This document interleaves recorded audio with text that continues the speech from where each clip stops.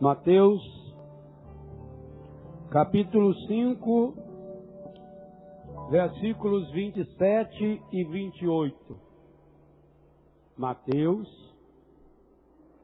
capítulo 5, versículos 27 e 28.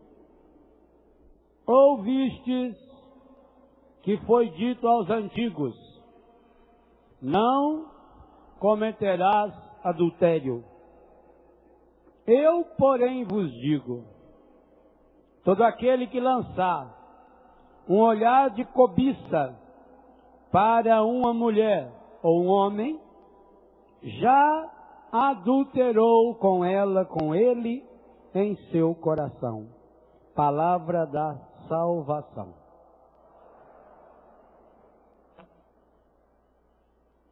Meus irmãos, nós vamos dividir o versículo 27 e amanhã à tarde vamos falar das consequências do 28, quando falarmos do 9º mandamento. O que implica esse mandamento? Não pecar contra a castidade. Uma das coisas mais bonitas que o catecismo faz é ampliar o conceito de castidade. Porque até então a ideia de castidade estava restrita aos padres, aos seminaristas, às freiras e às pessoas consagradas, que até inclusive fazem publicamente voto de castidade. Embora, para tristeza da igreja, nem sempre a gente cumpre, e nem todos cumprem o voto de castidade. Pois o catecismo coloca a castidade como um dom, uma graça e uma obrigação para todas as pessoas batizadas. O catecismo amplia esse conceito para nos mostrar que castidade não tem tanto a ver com coisas que não se deve fazer, mas que castidade tem tudo a ver com a capacidade de dar-se. O catecismo usa uma expressão muito bonita, quando diz a pessoa que consegue o domínio de si, o autodomínio, em seguida ela é capaz de doar-se ao outro. Olha que coisa linda! A pessoa que não vive a castidade não ama. O marido que não vive a castidade, ele não ama. Por quê? Se o catecismo diz que para poder dar-se a alguém, é preciso a pessoa possuir-se, ter autodomínio. E aí vem uma frase revolucionária do catecismo. Diz assim: a alternativa, a opção é uma. Ou você luta e exerce o autodomínio e é feliz, ou deixa-se levar pelos impulsos estragados da sexualidade, e é bem claro, os impulsos estragados, porque ela em si é um dom maravilhoso de Deus, e torna-se uma pessoa infeliz. Eu penso que todos nós aqui, primeiro, acredito que todos nós tenhamos pecado algumas vezes e outros muitas vezes contra a castidade. Desde a infância, da adolescência, em consequência de tudo aquilo que a gente aprendeu errado, na escola, na rua, com os amigos, diante de tudo aquilo que a gente não aprendeu em casa, diante do medo, principalmente na infância, porque só diziam para nós que isso era uma coisa feia, e aí se era coisa feia, o medo de se confessar. Enfim, em função de todas essas situações, com certeza, cada um de nós aqui, ou por pensamentos, por atos, por palavras ou por omissões, já pecamos contra a castidade. E uma coisa que cada um de nós já experimentou também, e que o catecismo reafirma de um modo belíssimo, como acabei de citar. Todo pecado que envolva a sexualidade é gostoso. Porque tudo que se alimentar no corpo e satisfizer os desejos do corpo é gostoso. O demônio não conseguiria fazer a gente pecar se ele não revestisse o pecado com algo bom. Toma o exemplo do Padre Jonas da pescaria. Se você for lá na beira do rio, com o seu anzol, sem nada, peixe nenhum morde. Aí nem cobra você vai pescar. Vai pescar uma bota velha que está jogada lá dentro. Vai pescar uns restos de osso que tiver lá. Que precisa de uma isca. Só que a isca, que é muito bonita, inclusive hoje se escolhe a isca conforme o peixe que você quer pescar. A isca que é cheirosa para o peixe, lá dentro tem um anzol que prende o peixe. É a mesma coisa. O encardido, para nos levar ao pecado, ele revestiu o pecado com uma cápsula de felicidade. Na hora é sempre gostoso. E depois, com certeza acontece com você também, depois o coração se reveste de uma angústia. A pessoa começa, nós que trabalhamos com gente que veio de uma situação onde a sexualidade foi estragada ao extremo, a gente vê como é difícil depois a pessoa acreditar em si mesma. Como isso mexe com a dignidade da pessoa. Quantas e quantas moças, principalmente filhas de Betânia, que não conseguem mais se perdoar, que não conseguem mais acreditar na pureza. Porque por vários motivos, até mesmo violência na infância e adolescência, acabaram se entregando, acabaram se prostituindo, com vários rapazes diferentes. É muito difícil, por mais que a gente reze, por mais que a gente imponha a mão, por mais que a gente fale do perdão, por mais que a gente ensine a misericórdia, por mais que a gente apresenta o rosto misericordioso de Jesus, a autoimagem dessa pessoa está deformada. E por isso, amanhã à tarde nós vamos falar nisso, a força do pensamento, da concupiscência, e o que fazer para combatê-lo. Porque a pessoa se torna aos seus próprios olhos em primeiro lugar. E isso também é um argumento encardido. Primeiro ele leva a pessoa a pecar, ele seduz. Ele tem um instrumento na mão imenso, no mundo inteiro. E depois ele leva a pessoa a se autocondenar. Aliás, gente, todo pecado que o encardido nos sugere tem esse objetivo. A única coisa que ele quer é que você se autocondene. E aí não existe nenhum outro pecado mais grave que a sexualidade. Por quê? Para cometer o pecado do assassinato eu preciso ter uma arma. Uma pedra, um tijolo, uma faca, um revólver. Para cometer o pecado contra a castidade eu não preciso ter nada. Ele está grudado no meu corpo. Desde o meu pensamento, que nós vamos meditar amanhã de tarde, até os órgãos genitais, quando marcados com o carimbo encardido do pecado. A sexualidade.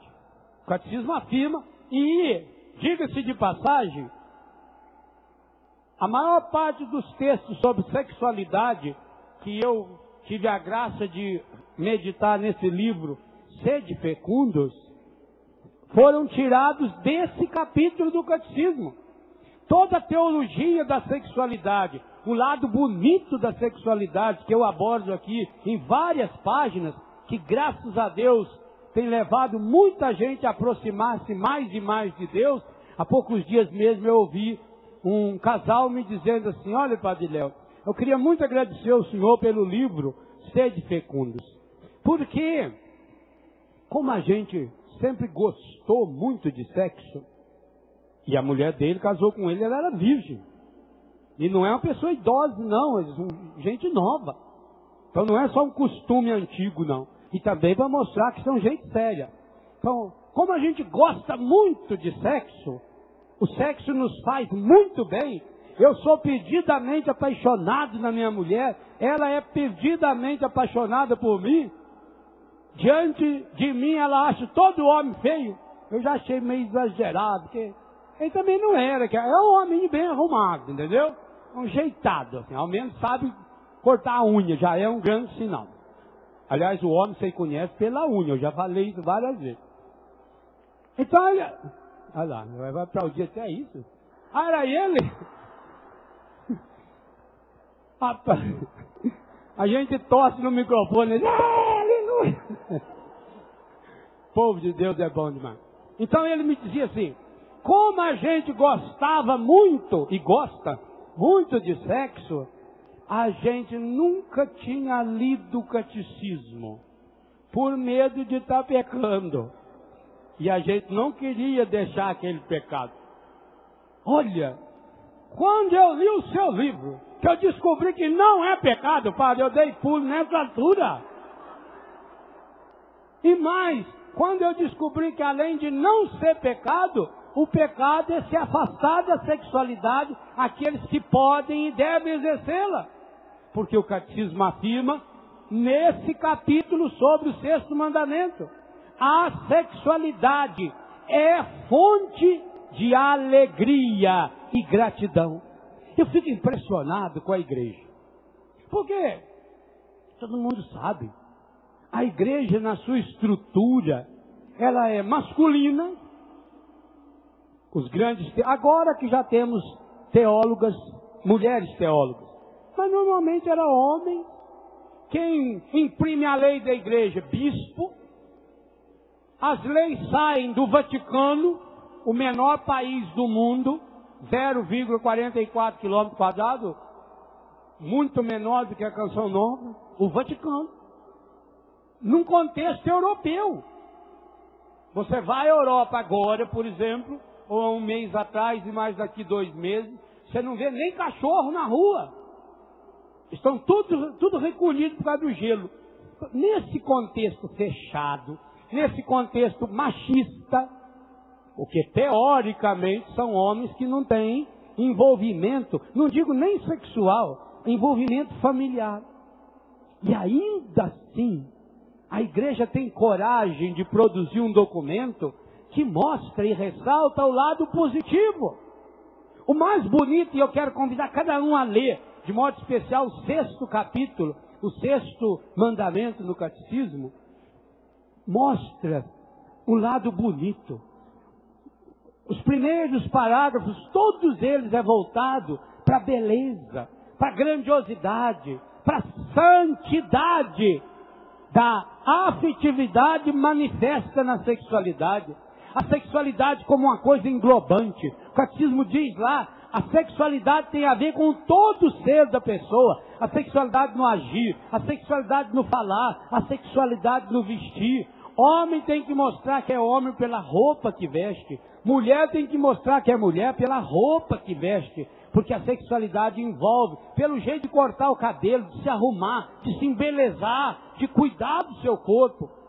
A sexualidade vista como algo lindo e maravilhoso. E em consequência da beleza da sexualidade, é que aparece uma segunda parte mostrando aquilo que pode ser falta grave contra a sexualidade. Mas é muito importante você perceber o seguinte, o mundo sabe disso. Quando você tiver uma obra de arte, quanto mais valor tiver essa obra, maior terá que ser a segurança. Por isso que nesses museus hoje, você, para entrar no museu, precisa passar por teste de detector de metais. Dia e noite aquilo está filmando em todos os ângulos possíveis. Tem os alarmes mais eficientes e eficazes do mundo. Tem uma proteção de vidro grosso que a gente não pode nem chegar perto, nem ver a obra de arte. Por ser tão precioso, por ser uma obra maravilhosa. A maior decepção da minha vida foi quando eu fui no Louvre, onde está a Mona Lisa. Primeiro que paga uma fortuna para entrar naquele museu. E eu fui no Louvre só para ver a Mona Lisa. Era o meu sonho. Eu ouvi tanto falar na Mona Lisa. O mistério da Mona Lisa eu queria ver. Mas eu imaginava que a Mona Lisa fosse um painel, mais ou menos do tamanho desse aqui, com Nossa Senhora, com Jesus. Na minha cabeça era assim. Não sei se por ignorância, em excesso, eu nunca tinha parado para ler qual é o tamanho do quadro. Aí fui. Eu estava ansioso, vou ver a Mona Lisa. Aí entra num salão um pouco menor que esse rincão, pouca coisa menor. Entra numa sala daquela, não tem absolutamente nada. Tem um quadrinho desse tamaninho assim, michuruca. Aquilo é a Mona Lisa. Eu cheguei lá na distância dessa aqui também, que lá também já tem essas correntes. Eu fiquei olhando para aquilo. Meu Deus, que vergonha.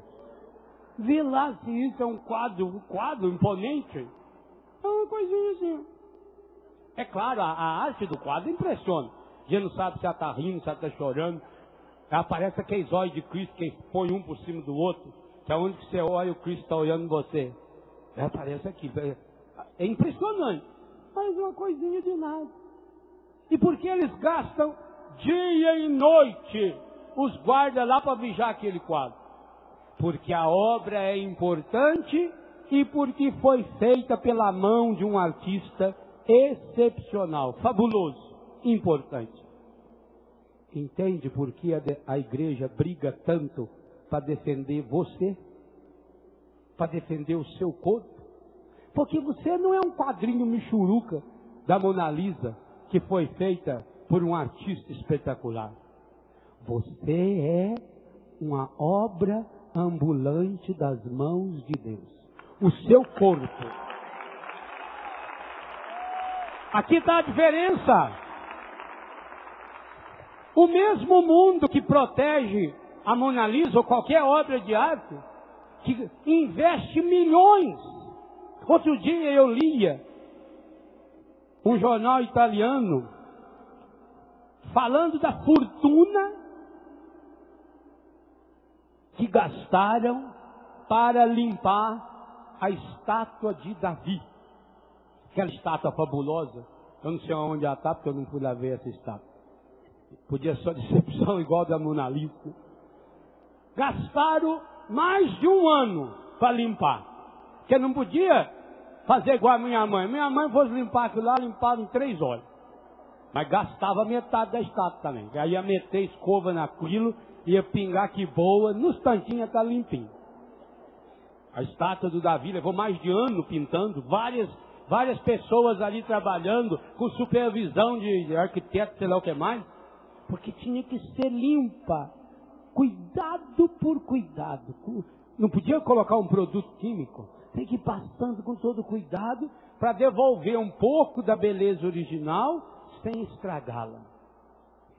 Gastaram uma fortuna em produtos especiais que tiveram que ser pesquisados em laboratório, testado para não corroer o mármore, o granito e esses materiais duros. Foi uma fortuna. Eu não me lembro o valor, mas é um valor milhões de dólares, de euro no caso. Meu Deus do céu, se o mundo gasta milhões para restaurar uma obra de arte, e a restauração da pessoa humana, que está deformada, que está prostituída, o corpo humano colocado como moeda.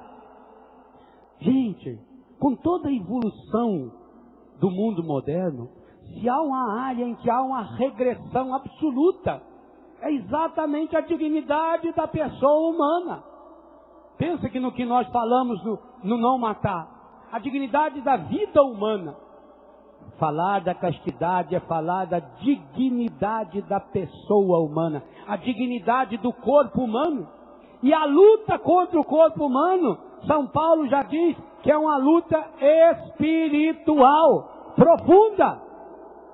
Que há uma luta contra o espírito sendo atacado constantemente pelo espírito carnal estragado. Mas isso nós não precisamos pensar só em coisas longe, não, em pessoas longe, ou em gente que está vivendo a desgraça. Porque quantos estão vivendo na desgraça? A desgraça, por exemplo, da pornografia. A desgraça, por exemplo, da pessoa que não controla os seus instintos homossexuais. Pensa. O sofrimento dessa pessoa, a cruz que essa pessoa, o espinho que ela carrega dentro dela, dia e noite. E no entanto, você vê isso hoje de uma forma banalizada, como se fosse um direito. Aliás, o perigo não é enquanto os meios de comunicação estão falando no direito a homossexualidade, no direito de homem casar com homem, mulher casar com mulher. O terrível é que se continuar desse jeito, daqui uns dias, ao invés de defender o direito, eles vão defender a obrigação. Vão dizer que cada um de nós é obrigado a ser homossexual, que cada um de nós é obrigado a ser lésbica. Por quê? Quando eles falam sobre isso, a gente tem que calar a boca, porque senão você vai contra a liberdade de expressão, senão você vai contra os direitos fundamentais da pessoa humana. Agora, quando eles aporcalham a nossa fé, aporcalham a dignidade da pessoa humana, ninguém tem o direito de falar nada, mesmo sendo mentira. A revista Isto É, de um mês atrás, por exemplo, coloca uma manchete de capa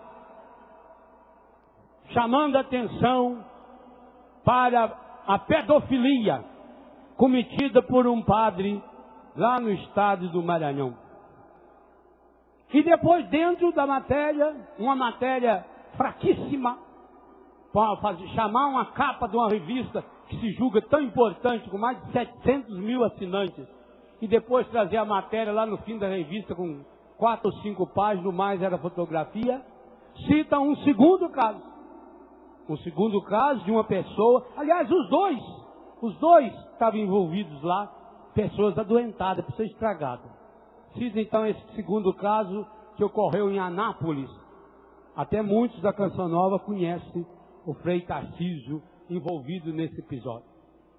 E no meio dessa matéria, afirma que no Brasil tem 1.700 padres pedófilos.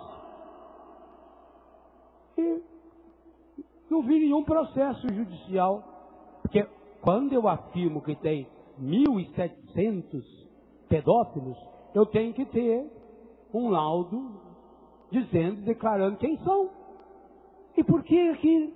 Da onde tirou esse dado? Pega a estatística que as próprias correntes homossexuais que aliás, deixa bem claro também uma coisa, hein? Não sei aonde juntaram homossexualidade com pedofilia. Como se todo homossexual fosse pedófilo.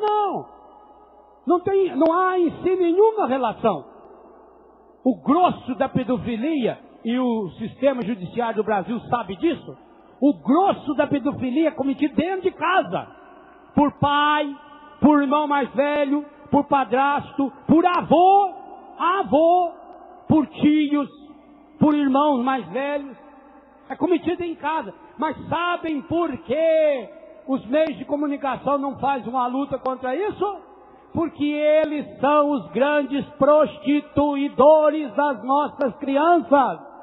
Quando põe uma menina, uma criança, vestida de prostituta, quando paga fortunas para apresentadoras de televisão, mulheres que chegaram à fama, feita a Xuxa, por exemplo, tirando retrato para a revista, fazendo filme, aonde inclusive ela teve relações com uma criança. É uma pedófila que ganha uma fortuna, que mora numa mansão para enganar, para ser fonte de pornografia. E claro, eu nunca assisti, mas já vi propaganda do programa dela. É claro, quem mantém o seu programa? Empresas ligadas à nova era. Os desenhos animados de monstro, os desenhos animados de bicho, os desenhos animados de quem não tem família, feito ao Disney.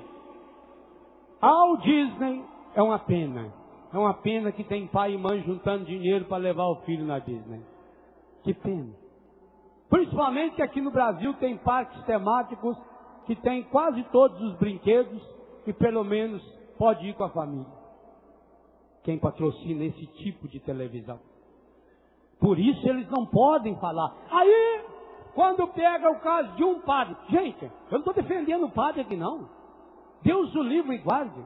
Isso é uma desonra para nós padres. Agora, o Evangelho diz que quem não tem pecado joga a primeira pedra. posso. Não é porque, graças a Deus, eu nunca cometi um pecado desse, que eu vou agora jogar pedra nesse padre. Graças a Deus, na minha casa tem 35 crianças. E jamais alguém vai poder falar de qualquer brincadeira, para evitar qualquer coisa. De qualquer brincadeira com uma das crianças. Para evitar qualquer perigo, qualquer nada. Mas eu não posso falar dele. Sabe por quê? Eu não sei a história desse padre. Quando eu atendo os meus filhos que têm desvios sexuais, tanto homens como mulheres, você descobre o outro lado, que como é marca terrível, como nós precisamos lutar contra a fonte dos pecados que atinge a sexualidade, principalmente a castidade, porque a história de quase todos eles é a mesma. Quando tinha 7 anos, quando tinha 10 anos, quando tinha 12 anos, foi abusado sexualmente. E eu louvo, glorifico e bendigo a Deus, que nesses anos todos, morando no meio deles, até hoje, graças a Deus, eu nunca encontrei um caso de pedofilia cometido por um sacerdote. Então, quando eu vejo alguém que comete isso, não só padre não, estou citando padre por ser um exemplo recente, eu penso, meu Deus, e o que aconteceu com ele? Não adianta a gente querer agora criar uma corrente do passado. Não, porque ele foi abusado por um outro padre, ou foi abusado por um adulto, ou foi abusado. Isso não adianta, que você vai ficar voltando. Vai chegar em Adão e Eva.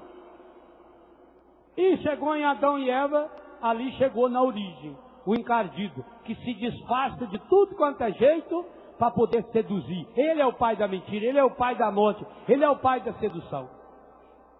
Mas nós precisamos pensar, o que será que levou esse coitado? Tem que ser punido, citei isso antes na pregação, é ordem do catecismo que o autor do mal tem que ser separado, que ele não pode ficar solto. A igreja não pode proteger a liberdade desse padre, não pode. Ele tem que ser recolhido primeiro num lugar da igreja reservado até que seja provada e comprovada a sua pena, a sua culpa. E aí encaminha-se. Se ele precisa ser tratado, um bom psiquiatra, um bom psicólogo, com remédio ou sem remédio. E por fim, encaminham para que ele tenha um tempo numa penitenciária, numa cadeia, num hospital penitenciário, até mesmo um tempo para ele se perdoar, para ele se refazer. Quando a pessoa assume as consequências do seu ato, ela inclusive transforma isso numa fonte de bênção, numa fonte de graça. Então não é pôr pano quente, mas é defender o direito à verdade. Não existe castidade sem verdade. Cada um de nós aqui sabe, todas as vezes que nós cometemos o pecado contra a castidade, nós estamos nos unindo à mentira. E sabemos que o pai da mentira, o autor da mentira, tem nome, que Jesus veio para pisar na sua cabeça. Então, meus irmãos, olha hoje para você. Tenta descobrir, hoje, amanhã à tarde, quando falarmos do 9º mandamento, qual é a causa dos pecados da sexualidade. E não há dúvida, seguindo a dinâmica do catecismo, uma das causas, e eu falo explicitamente isso no livro Sede Fecundos. Poucas vezes eu recomendo um livro meu, mas eu vou recomendar esse livro para principalmente os casais e para também aqueles casais que estão se preparando para o matrimônio, porque estou absolutamente convencido, os casais precisam descobrir isso que o catecismo mostra como base da castidade. Precisam descobrir a beleza da sexualidade. E aí precisa um primeiro passo para isso. Primeiro passo, eu preciso descobrir a beleza do meu corpo, da minha alma, e como isso está entrelaçado. Eu preciso redescobrir, porque volta a fita. Você que tem DVD, como lá nos Estados Unidos está dividir, chique, né? Dividir. Parece que é dividindo as coisas. Não. Volte a fita. No que eu falava há poucos minutos atrás. o objetivo do encardido, quando quer nos seduzir, é fazer você perder o autodomínio. Porque perdendo o autodomínio, você não se valoriza. Em cidades grandes, Curitiba, isso é muito comum, a gente vê sempre. Você vê 9 da manhã, 10 horas da manhã, na beira da rua, aquelas prostitutas em final de carreira. E o triste é que uma prostituta chega em final de carreira muito cedo. Com 30 e poucos anos ela está completamente acabada. Pelas noites inteiras que passou acordado, pela bebida, pela droga e principalmente pela autopunição. O pior é a autopunição. Hoje sabe-se que em países mais adiantados em pesquisas, descobriu-se que há um elevado índice, muito maior do que o normal, de câncer do útero e de mama em mulheres prostituídas. Claro que a pessoa fica se autopunindo. Mas antes dela chegar no fim, ela está ainda no final da carreira, ela vai para a beira da rua se oferecer por R$2, por R$3, por R$5, pedindo, paga um cafezinho para mim. Olha o que a pessoa chega. Ela perdeu a sua dignidade. Ela perdeu o senso da beleza do seu corpo. Não fale para ela, ela não acredita que ela é templo do Espírito Santo. E o mais bonito, e eu faço questão de falar, já falei isso lá dentro da zona, quando fomos entrevistar as prostitutas. Nem quando você estava no mais fundo, e isso vale para você também, para cada um de nós, que já cometemos pecados contra a castidade, nem quando você está no mais fundo do poço, cometendo o mais hediondo pecado, o Espírito Santo não abandona você. Isso é amor! Isso é amor! Os dons de Deus são irrevogáveis.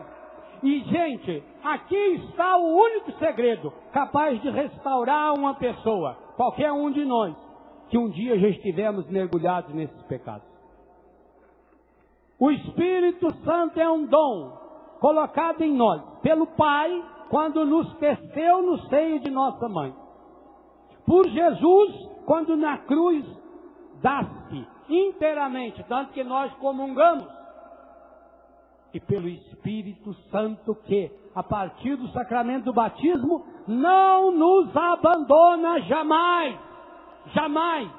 Por mais medonho, por mais hediondo, por mais terrível, por mais miserável que seja o pecado dessa área, porque esse é o mais grave pecado que nós podemos cometer. São Paulo vai deixar isso com muita clareza. Olhe, por exemplo, a primeira carta aos Coríntios, capítulo 5. Tobias, que já mostra que principalmente no matrimônio, o demônio só tem ação na vida e na história daqueles que se casaram, banindo Deus da sua vida. Por mais terrível que seja esse pecado, por mais medonho, por mais pavoroso que seja esse pecado, o Espírito Santo não abandona você. O que o encardido faz? O encardido tenta, pela deformidade do nosso corpo, em primeiro lugar pela exposição do corpo, e depois pela deformidade do corpo, porque já disse, o corpo de uma pessoa que se prostitui caminha muito rápido para a destruição. É como o corpo de um jovem que se droga. Em muito pouco tempo ele está completamente deformado. A gente vê lá em casa, meninos e meninas que moraram conosco há 5 anos atrás e que tiveram a desgraça de recair. Em quão pouco tempo eles estão deformados? Porque aí olhando para si mesmo, a pessoa vai se punindo. Aí a pessoa não se cuida mais. O cabelo está tudo estragado. Os dentes quebram, perde-se os dentes, até em função do álcool e da droga. Imagina, o crack, por exemplo, a força, ele chega a ter 700 graus quando a pessoa dá a baforada, o cachimbo. Imagina isso na raiz dos dentes, então perde-se os dentes. O cheiro da pessoa, passa dias sem tomar banho, aquela sujeira vai grudando, vai aparecendo um monte de feridas no corpo, sarna, bicheira no corpo. A pessoa não se olha mais no espelho. A pessoa não cuida mais da sua roupa. Pode ver, eles vão ficando abandonados, larga, não cuida mais. Então, para devolver a dignidade da pessoa, é preciso cair na ótica linda do catecismo. E a ótica é essa: a sexualidade é boa, a sexualidade é fonte de vida, a sexualidade é obra privilegiada das mãos de Deus. Para chegar nessa visão correta da sexualidade, é preciso a visão correta do corpo. Não sabeis que vosso corpo é templo do Espírito Santo?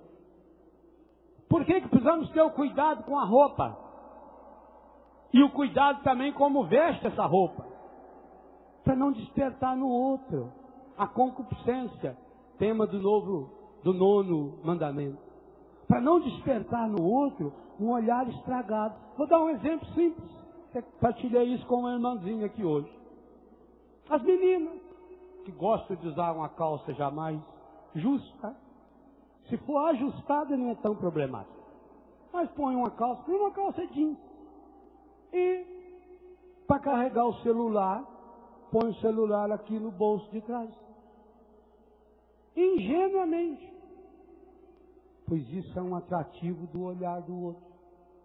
Porque ao colocar o celular, como a calça já é justa, destaca ainda mais o contorno do corpo.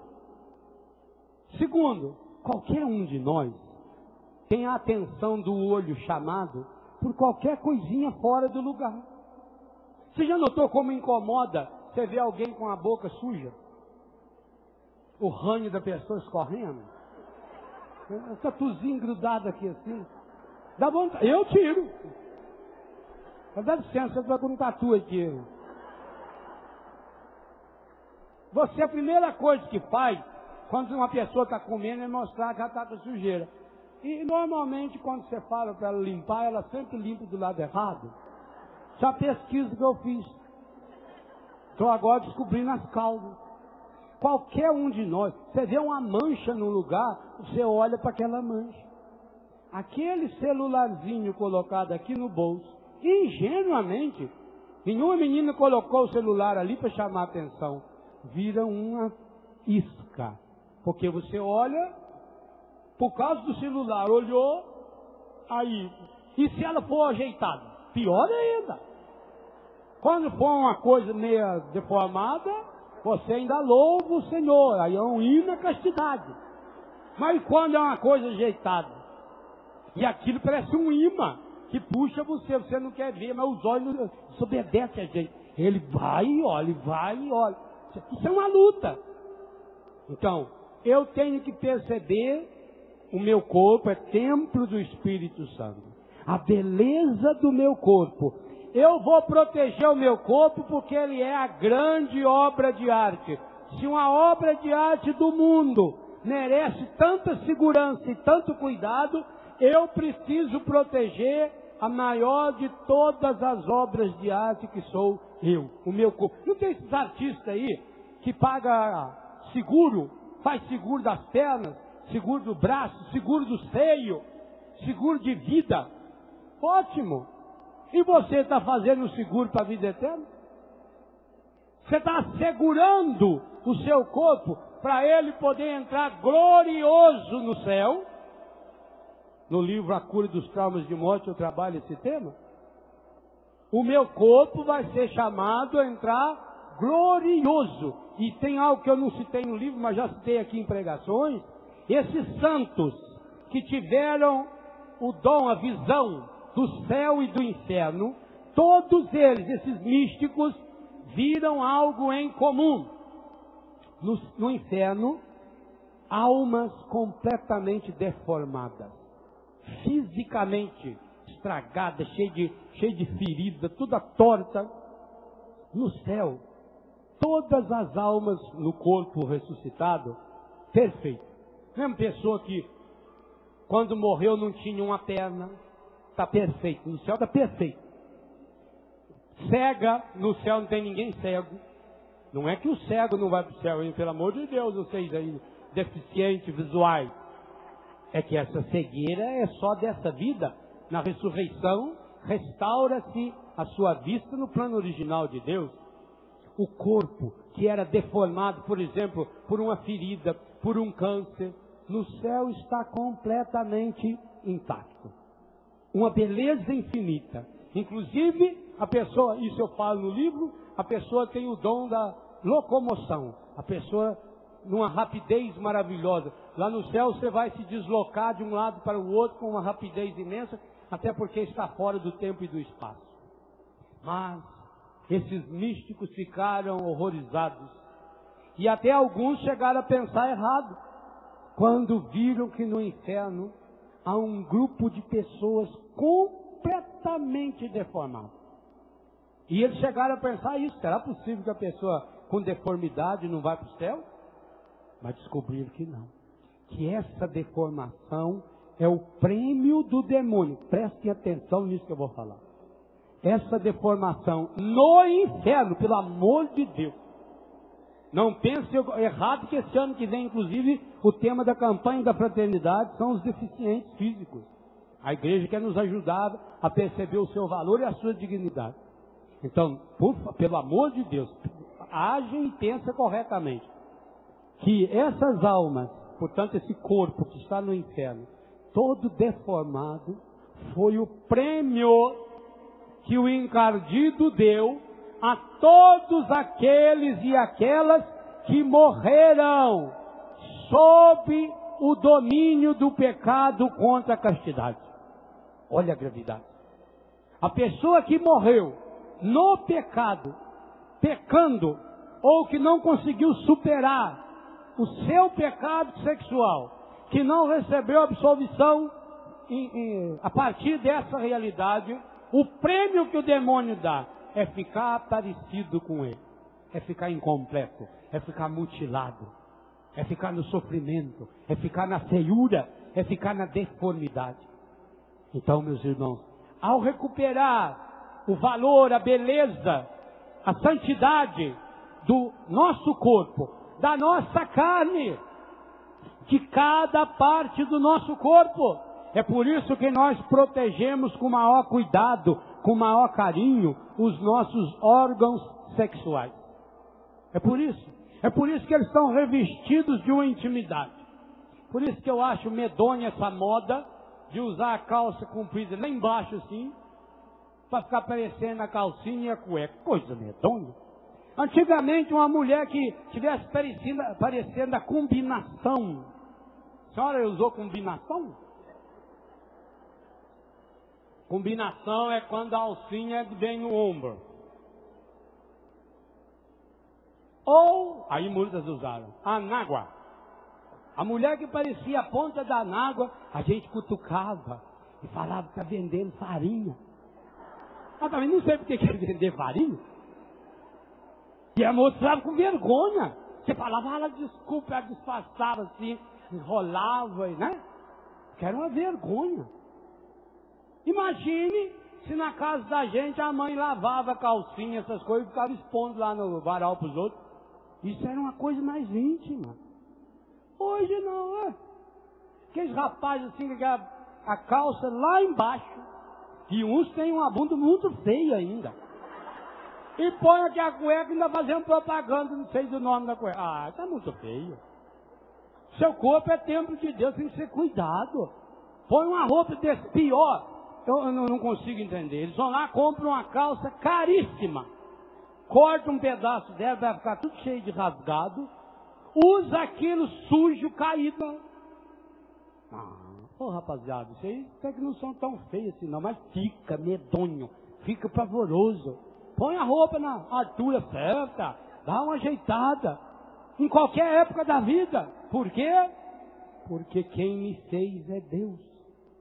Tem uma música que a Melinha cantava, foi Deus que fez você.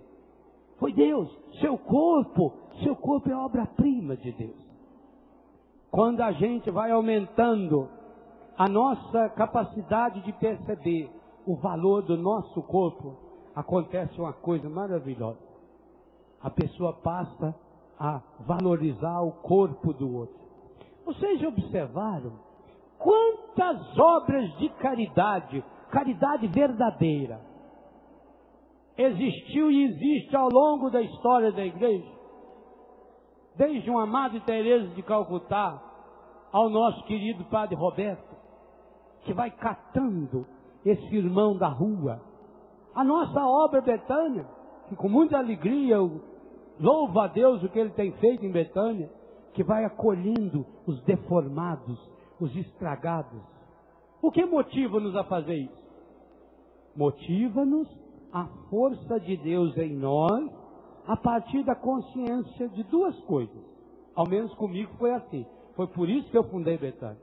Primeiro, a partir da consciência do meu pecado.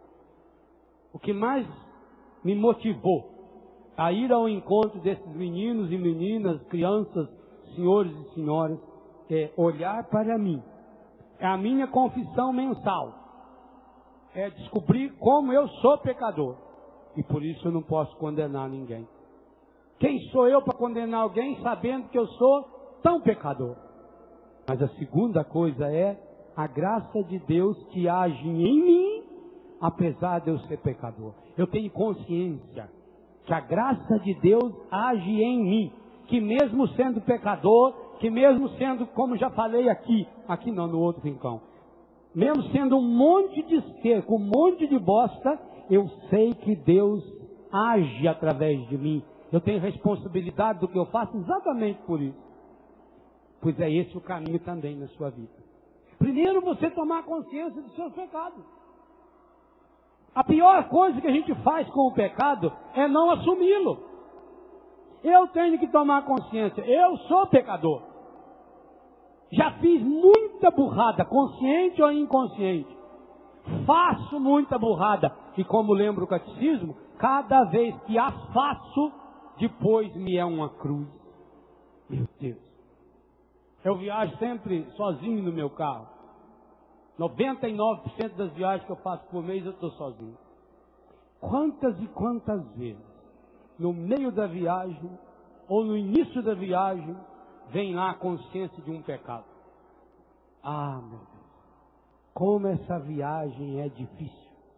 Até que a gente encontre um sacerdote para se confessar. Como é difícil. A consciência fica ali martelando. Você lembra, foi muito bom o pecado. Todo pecado na hora é gostoso. Por isso que a gente peca. Por que você peca? Porque na hora o pecado é gostoso. Tudo que é ruim a gente já não faz. Ninguém quer chegar perto do que não presta. Você quer conforto. Aquilo que conforta o corpo na hora, que dá prazer físico, psíquico, etc. É maravilhoso na hora. Mas depois a gente fica martelando na cabeça da gente. E outra coisa que eu descobri. Sabe quem que fica martelando na cabeça da gente? Não pensa que é o Espírito Santo, não. O Espírito Santo não abandonou a gente nem na hora do pecado. É o acusador. Apocalipse 12:10. Aquele que dia e noite. Eu entendo também esse dia e noite com essas pessoas que mergulhadas no pecado não conseguem dormir. Quantas e quantas vezes muitas pessoas estão tomando remédio para dormir e ainda assim não conseguem, e por isso vão aumentando a dose. Aliás, o catecismo diz que a pessoa que bebe remédio por conta própria está cometendo pecado contra o 5º mandamento. Catecismo da Igreja Católica. Então a pessoa vai aumentando a dose, aí não dorme mesmo, aí o corpo fica tudo machucado pelos efeitos do remédio, e vira para um lado, vira para o outro. Primeira coisa a fazer quando você tem insônia crônica é buscar um médico. Você pode ter um problema de saúde ligado ao sono. Hoje em dia tem terapias maravilhosas para isso. Mas ao lado disso, quem sabe você não precisa procurar um sacerdote. Talvez um padre feito eu, muito pior do que você. Muito mais pecador. Eu tenho essa consciência, que eu sou mais pecador do que a grande maioria aqui. Mas, para absolver você, você não pode, eu posso. Não posso me absolver. Eu não posso dizer, Léo, eu te absolvo dos seus pecados. Eu preciso ir num outro padre, talvez até pior do que eu. Você também não pode. Você precisa de alguém que diga, eu te absolvo dos seus pecados, em nome do Pai, do Filho e do Espírito Santo. para começar esse renascimento. Por quê? Se o encardido é aquele que dia e noite nos acusa, é ele que está nos acusando. Quando a gente está lá, eu no meu carro, você no seu ou na sua casa, e a sua cabeça fica martelando, por que eu fiz isso, meu Deus do céu? Eu fui um covarde, eu fui um cavalo, onde já se viu eu ter feito isso? Que absurdo, meu Deus do céu, eu tinha prometido que nunca mais ia cair nesse pecado, que nunca mais ia falar mal do outro, que nunca mais ia me prostituir, Senhor. E aí o que aconteceu? De novo estava eu lá, Senhor. Como eu sou desonesto com as pessoas que estão envolvidas. Então você vai acusando. Aparentemente parece um exame de consciência. Se tem acusação, não é de Deus. Não é palavra de ciência. Não é sabedoria de Deus. Se tem acusação, a assinatura do acusador é o encardido. Não é à toa que a nossa fé garante-nos 3 advogados. Jesus é o primeiro advogado, ele que nos defendeu. O Espírito Santo é o outro paráclito e Nossa Senhora. E a pois advogada nossa. Por que a gente precisa de tanto advogado? Porque o encardido não nos abandona. E outra coisa, ele não vai nos abandonar nunca. É você que precisa abandoná-lo. É você que precisa se afastar dele. Ele não vai se afastar de nós. Essa história que se põe uma cruz não sei aonde, faz uma rezinha de nada e o demônio já vai embora. Você vê isso na televisão de vez em quando, com certos programas aí de outras religiões. Graças a Deus na nossa não tem visto isso. Que começa lá a querer brincar com o demônio. E, aliás, o demônio deles é muito fácil também, porque não é o demônio. Dá um chilique numa pessoa lá, a pessoa fica bufando, soltando umas gosmas para a boca, e eles vão lá, em 1 minuto, manda esse bicho embora. Isso aí não é demônio. Se você quer descobrir o ministério de libertação, por exemplo, leia um livro do padre, do Frei, não é Elias, no seu sobrenome. Elias Vela. Lá você vai descobrir. Ele que trabalha nesse ministério, para expulsar o demônio de uma pessoa, leva semanas, dias, meses e anos. É um combate profundo. Então nós precisamos combater esse inimigo, principalmente porque ele se instala na sexualidade. Exatamente pela dinâmica que o catecismo apresenta.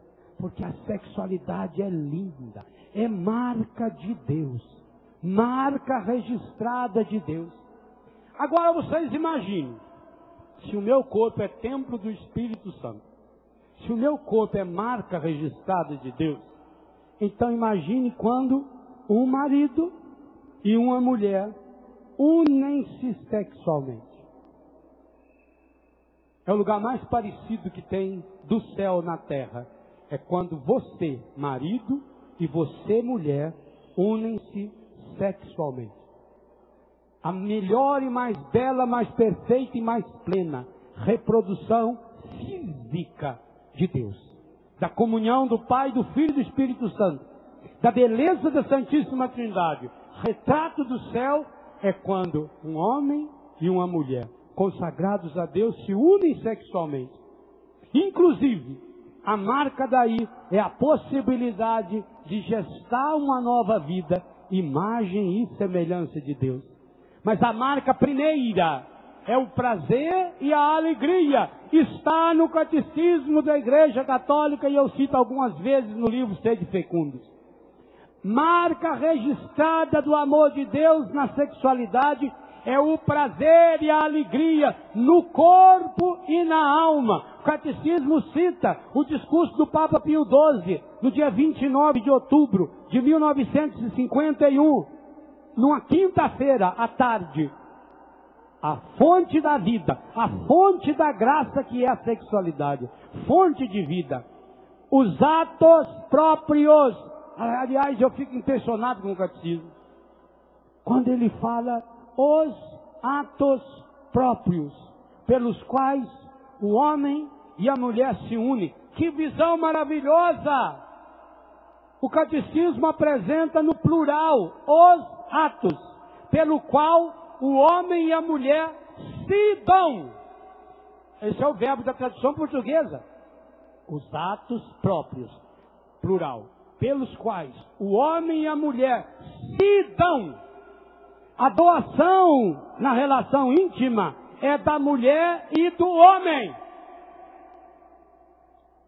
Quando essa relação é isolada, então é mais apropriado falar em prostituição do que intimidade corporal, do que relação íntima. Esses atos próprios, por que plural?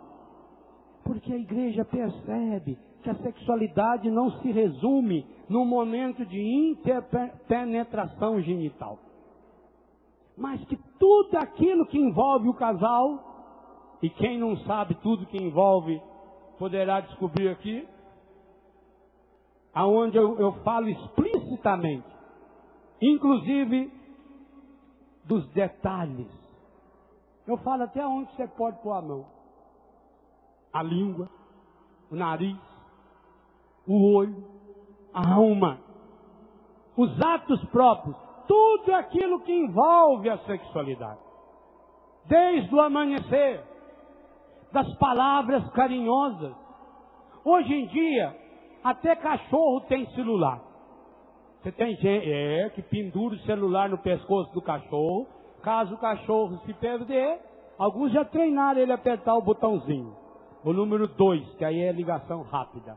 E ele já liga, agora é difícil ele falar onde que ele está, né? Então já até cachorro tem celular. Você tem celular, seu marido tem celular. Agora ainda mais que estão fazendo promoção de R$1 no celular. Possível você não poder comprar um celularzinho de R$1. Aí passa lá um e-mailzinho para a mulher. É hoje. Pronto. Exclamação. Tô indo. Já vou. Amo ter. Olha que coisa bonita. Então, eu não gosto de apertar aquela teclinha para escrever carta no celular. Mas você vê meu sobrinho, por exemplo, um instantinho. Treina. Ou senão já deixa fixo ali no repete dele. Aí todo dia você só manda. É gesto. A mulher saiu mais cedo, deixa lá com um batom. Ou já deixa um batom velho ali em cima, né, para o homem usar. Te amo. Palavras bonitas, palavras carinhosas. É o cuidado com o corpo, numa higiene, no perfume do meu corpo. Eu estou me lavando, eu estou me perfumando, eu estou me barbeando, eu estou me depilando para você, porque eu amo você. São os atos próprios, é plural, são as palavras, mas também significa os atos próprios na hora da intimidade, de dar tempo ao outro, de saber esperar o outro estar preparado. Sexualidade não pode ser uma coisa animalesca, não, onde o macho vem e porque ele está com vontade e não tem autodomínio, ele tem que fazer o serviço dele. Não. Ser humano nem animal. Boi faz isso. Boi chega e faz o serviço. Por isso, olha o negócio que tem na testa dele. Dizem que o chifre é próprio do homem, que o boi usa de enxerido. Não sabemos se é verdade, ainda não pesquisei esse tempo. Então, são os atos próprios, as palavras, os gestos de carinho, um lençolzinho cheiroso. Compra aquele sofá, aquele sofá. Também o sofá é apropriado dependendo se tiver gente perto. Compra aquele lençol de seda, aquele lençol de malha, como é gostoso. A gente que dorme sozinho já gosta tanto de um lençol cheiroso.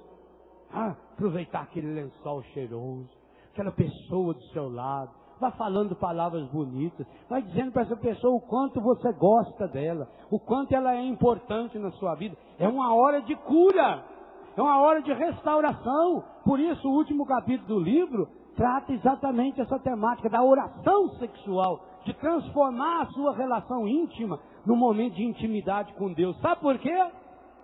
Porque ali o Espírito Santo está presente de modo tríplice. Não sei se não tem outra situação que o Espírito Santo esteja tão presente. Primeiro, ele está presente no corpo da mulher. Segundo, ele está presente no corpo do homem. Terceiro, ele está presente no sacramento que uniu os dois, formando uma só carne. No penúltimo dia do ano, na festa da Santíssima Trindade, peçamos ao Senhor: Pai Santo, Pai querido, Pai amado, dá-nos hoje a graça da castidade. Dá-nos a graça de percebermos a beleza da castidade. Porque a gente precisa se guardar. Porque a gente precisa se proteger. Porque a gente precisa cuidar do próprio corpo. Dá-nos, Senhor, a graça de perceber a beleza do nosso corpo. Eu sei, Senhor. Eu sei que em consequência dos nossos pecados pessoais, afetivos, sexuais, muitas e muitas vezes, nós não nos valorizamos. Muitas e muitas vezes, nós vivemos nos condenando e, dominados pelo espírito maligno, vivemos nos acusando.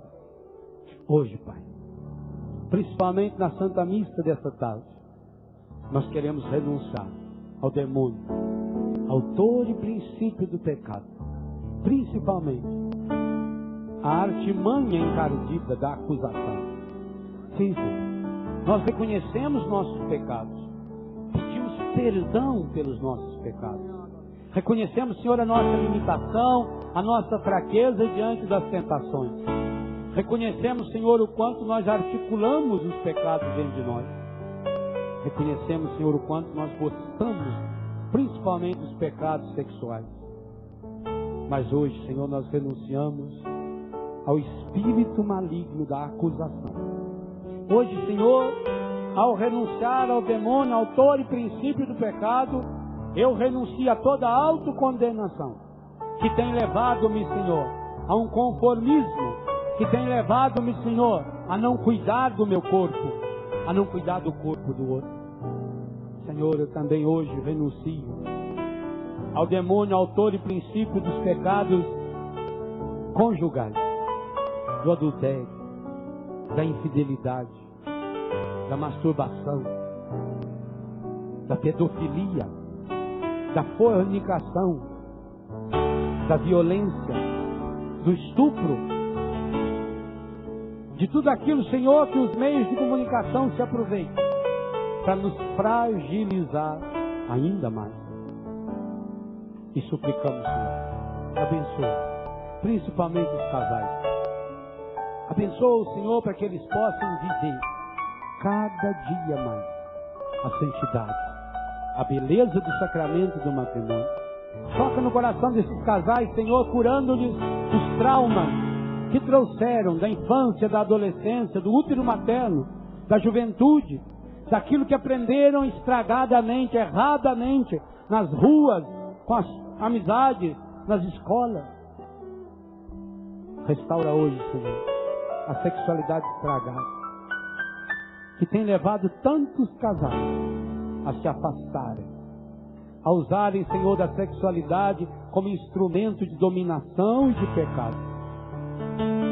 Abençoa hoje, Senhor, essa unidade. No dia da Sagrada Família, Senhor, abençoa.